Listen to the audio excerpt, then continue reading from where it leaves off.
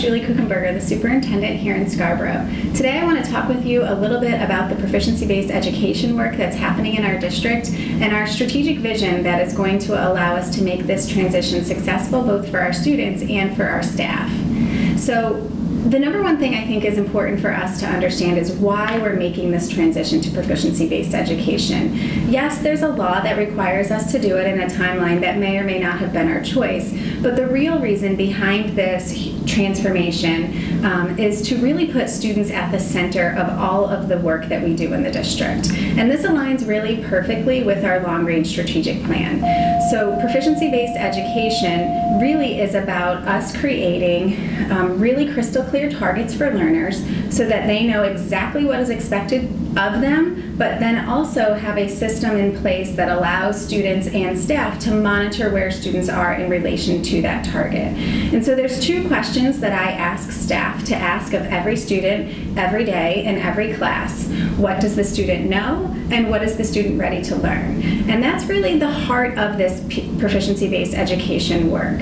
As long as we know where the students are in relation to those standards, those end of course, end of graduation goals, then we can provide the proper interventions, whether it be remediation, reinforcement, or enrichment to support the students.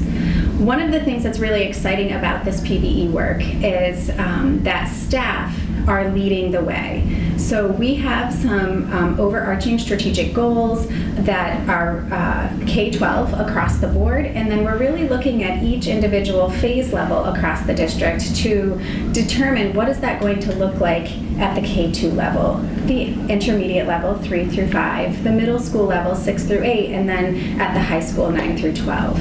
And we believe that with teachers leading the way and being a part of the decision-making process, that we will be able to ensure that students are at the center of every single decision that we make.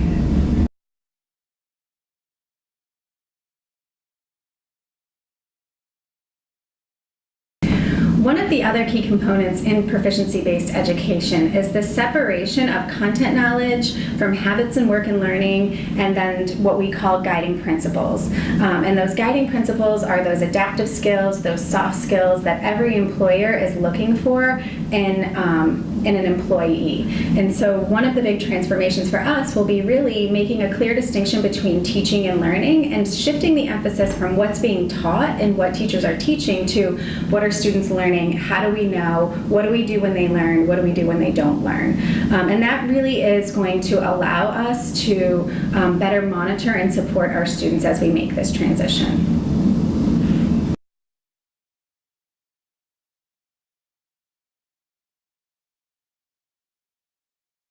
An additional component in proficiency-based education, or PBE, is this idea that students have multiple opportunities to demonstrate their learning and also multiple pathways to demonstrate their learning. So we're really trying to ensure that no student ever has to ask the question, why am I learning this?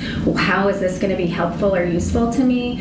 And it really makes the curriculum much more relevant. And students have the opportunity to customize and personalize their own education based on their interests, based on workplace experiences or personal wellness goals, and personal career and academic goals as well.